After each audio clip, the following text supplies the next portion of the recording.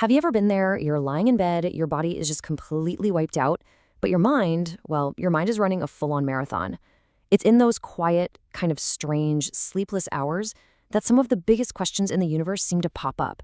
Today, we're going to dive into one of those huge questions, and we're going to look at it from an angle that might just change how you see those late-night moments for good. So let's start right there, with that feeling we've all had. That weird paradox where your body is screaming for sleep, but your mind just flat out refuses to get the memo. You know this feeling. Your muscles are heavy, your eyes are burning. Physically, you are so ready to just power down for the night. And then, this happens. The thoughts just start looping. Worries pop up out of nowhere, you start replaying conversations, maybe you even get a brilliant idea. It's like this engine that just won't turn off, even though you've already taken the key out of the ignition. Okay, but this is where it gets really interesting. Think about it. In the middle of all that physical exhaustion and all that mental noise, there's something else, right? There's this quiet presence that's just kind of watching it all happen. It's aware of the tired body and the racing mind. So what on earth is that awareness? To really get to the bottom of that question, the first thing we have to do is clear the table a little bit. We've got to peel back some layers and figure out what this awareness isn't before we can have any hope of understanding what it actually is. Usually we think of ourselves as these things, right? Our thoughts, our feelings, this body we're in, our sense of identity, that's me. But if you stop and look, all of these things are constantly changing. They come and go, they rise and they fall. They're not stable. So if we aren't the thoughts that just appear and then vanish, and we're not the emotions that can shift in a heartbeat, and we're not even this body that's different from one day to the next, what's the one thing in the whole equation that stays constant? What's left? And here's the crucial point. That constant thing, that's consciousness itself. It's the silent, unchanging background that the whole show of your life plays out on. It's the part of you that simply notices everything else as it shifts and changes around you. Now, this next idea, this is a real game changer. It takes that idea and totally reframes it. We're going to shift away from thinking about consciousness as some thing we have to find and start seeing it as something much bigger. This quote is everything. It's a huge shift in how we think about this. Consciousness isn't just another object in your experience, like a thought or a sound or a feeling.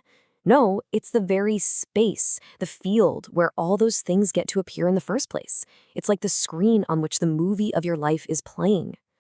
And the core idea here isn't some super complicated formula. It's actually this beautiful, simple, elegant loop. It's awareness that is aware of being aware. Okay, so this leads to a pretty logical question, right?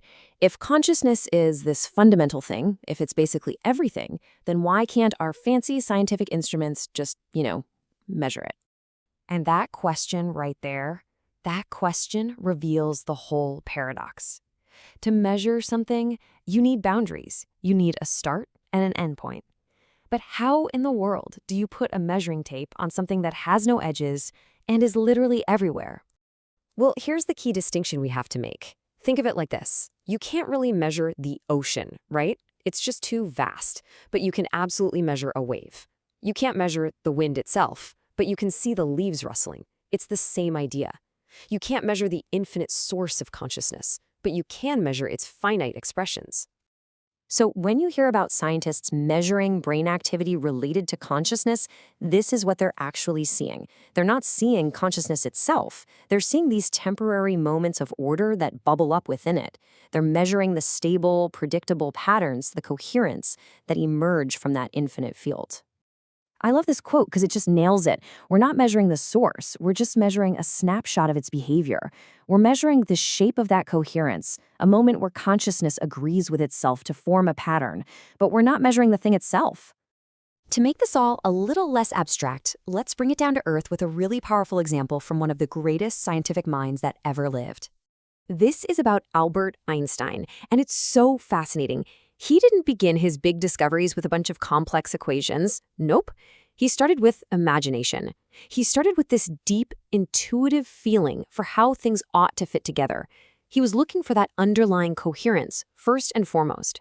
His entire process perfectly illustrates the point we've been talking about.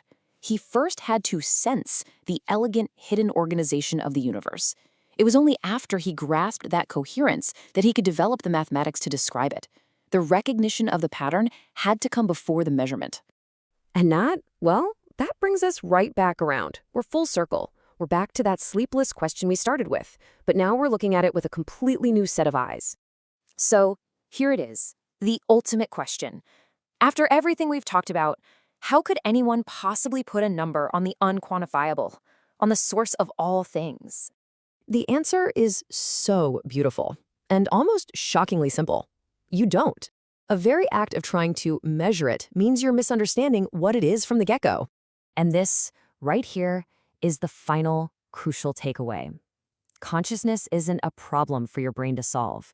It's not a substance for a lab to analyze. It is a presence to be recognized. In fact, it's the quiet awareness that's looking out through your eyes and hearing these very words right now. It's not something you have to go out and find. It's what you already always are.